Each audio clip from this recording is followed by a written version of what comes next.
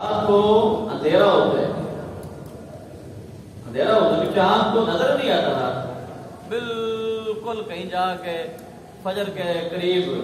جا کچھ نظر آتا ہے چاند، تو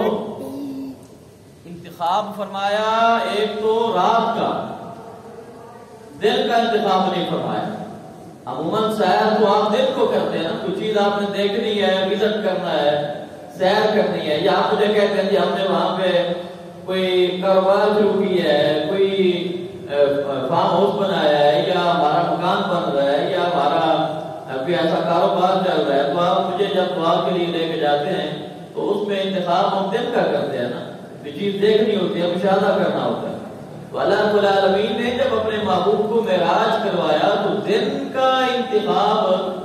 نہیں فرمایا بلکہ رات کا انتخاب فرمایا۔ سبحان اللہ۔ اور رات میں بھی اگر عقلی اعتبار سے دیکھا جائے تو 14ویں کی جو رات ہوتی ہے وہ آفتاب والی ہوتی ہے، اس میں کافی رونق ہوتی ہے، اب چاند اپنے عروج پہ ہوتا ہے، لیکن اللہ رب العالمین نے 27ویں کی رات کا انتخاب فرمایا کہ جس میں چاند کی چاندنی بھی نہیں ہوتی۔ تو اس سے اگر آپ سوچ لیں، دیکھ لیں کہ اللہ رب العالمین نے اپنے محبوب کو جو سیر کروائی تو رات کا انتخاب فرمایا، اور وہ بھی 27ویں رات کا انتخاب فرمایا، تو اللہ پاک نے جہان والوں کو یہ بتلا دیا کہ میرا جو محبوب ہے اس کو دیکھنے کے لیے نہ تو سورج کی روشنی کی ضرورت ہے، نہ چاند کی چاندنی کی ضرورت ہے۔ اس لیے فرمایا کہ سبحان الذی اسری بعبدہ لیلا، اسرا بھی فرما دیا اور لیلا بھی فرما دیا، تو یہاں اور پھر فرمایا بعبدہ، اپنے بندے کو سیر کرو، کس کو؟ بندے سارے اسی کے ہیں، لیکن فرمایا اسرا بعبدہ، اپنے بندہ خاص کو، اپنے بندہ خاص کو، لیلا، اور لام کے اوپر جو تنوین ہے دو زبر لیلا، تو یہ تنوین جو ہے یہ تقلیل کے لیے ہے، فرمایا یہ نہیں کہ ساری رات سیر ہوتی نہیں، فرمایا کہ رات کے تھوڑے سے حصے میں سیر۔ ہم نے کوئی یہاں سے، میں نے منڈی کو دن جانا ہو تو 6-7 گھنٹے لگ جاتے ہیں، تو فرمایا کہ یہاں مکہ مکرمہ سے آج کل تو یہ آپ لوگوں کے پاس، ہماری جو ینگ جنریشن ہے ان کے پاس ابھی گوگل پہ سرچ کریں تو ڈسٹنس ان کو معلوم ہو جائے گا، مکہ شریف سے جو ہے فلسطین مسجد اقصی وہ کتنے کلومیٹر بنتا ہے، تو مکہ شریف سے مسجد اقصی تک سیر کروائی، اور پھر مسجد اقصی سے آسمانوں کی سیر ہوئی، 7 آسمان، پھر جنت کا مشاہدہ فرمایا، اور پھر لامقام میں جا کے ملاقات بھی کی، اور فرمایا یہ سارا کام جو ہے لیلن، رات کے چھوٹے سے حصے میں، تھوڑے سے رات کے تھوڑے سے حصے میں۔ تو پھر دیکھیں کہ جب معراج کی رات آتی ہے، معراج کی رات، تو اللہ رب العالمین خود اپنے محبوب کو پروٹوکول عطا فرمانا ہے، کیسے کہ حضرت جبریل امین کو اللہ رب العالمین بلاتا ہے کہ آج جنت کو سجا دیا جائے اور دوزخ کو بجھا دیا جائے، اور اے جبریل جاؤ، بلکہ یہاں پر ایک اور روایت میں آتا ہے کہ حضرت اسرائیل علیہ السلام کو اللہ رب العالمین نے یہ فرمایا کہ اے اسرائیل، آج کی رات پہلے بھی بڑے لوگوں کو موت دی ہے، بعد میں بھی روحیں قبض ہوتی رہیں گی، لیکن فرمایا یا اسرائیل لا تقبض الارواح، اے اسرائیل آج کی رات کسی کی روح قبض نہیں کرتی۔ ہم نے یہ نہیں چاہتے کہ ہماری ملاقات کی رات ہو اور کسی کے گھر میں ماتم ہو، کوئی رو رہا ہو، لا تقبض الارواح، اللہ اکبر۔ اور جناب جبریل امین کو اللہ رب العالمین نے اپنی بارگاہ میں طلب فرمایا، اللہ پاک نے فرمایا کہ اے جبریل جاؤ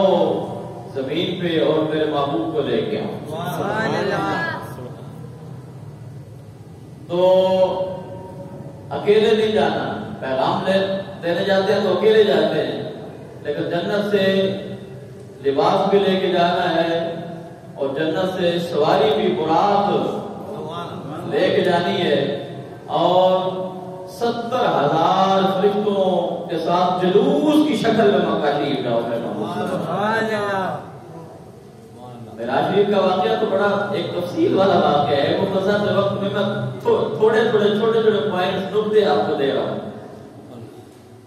اور لمبی داستان ہے، بس وقت کے بعد میں کوشش کروں گا کہ اس میں رہوں وقت میں، ہو سکتا ہے کہ تھوڑا سا مجھ سے اضافہ بھی ہو جائے۔ تو جو لوگ کہتے ہیں کہ بھئی یہ جلوس، تو یہ جلوس تو کسی عزت والے کے لیے ہوتا ہے نا، ہر ایک کے لیے جلوس نہیں ہوتے نا۔ اب جنازے بھی آپ دیکھتے ہیں کہ ہر ایک کا جنازہ ایک جیسا تو نہیں ہوتا نا، ان کے نام کا اگر کسی نے نعرہ لگایا ہے خاتم حسین رضوی نے، تو ان کا جنازہ دیکھ لیں آپ، اتنی کوئی زیادہ عمر پہ نہیں ہے، اتنی زیادہ خدمات پہ نہیں ہے، اس حوالے سے اگر دیکھا جائے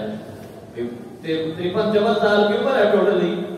ٹھیک ہے نا، اور آپ تدریس کے عرصے کو دیکھ رہے ہیں تو یہ چند سال بنتے ہیں، تو یہ منظر عام پہ آئے ہوئے تو بالکل جس طرح کہتے ہیں نا، بالکل کیا وہ مثال دیتے ہیں یہ چند دہاڑے، ٹھیک ہے نا، چند دہاڑے مطلب کتنا، تو اللہ پاک نے اس نام کے صدقے سے اتنی عزتیں عطا فرما دی، کیونکہ ایسا جنازہ ہی کبھی کسی کا نہیں ہوا، تو جو ان کا نام لے اللہ پاک اسے بھی عزتیں عطا فرمائے، تو جس کے صدقے سے کائنات بنائی ہے۔ اب دیکھیں کہ مکہ پاک میں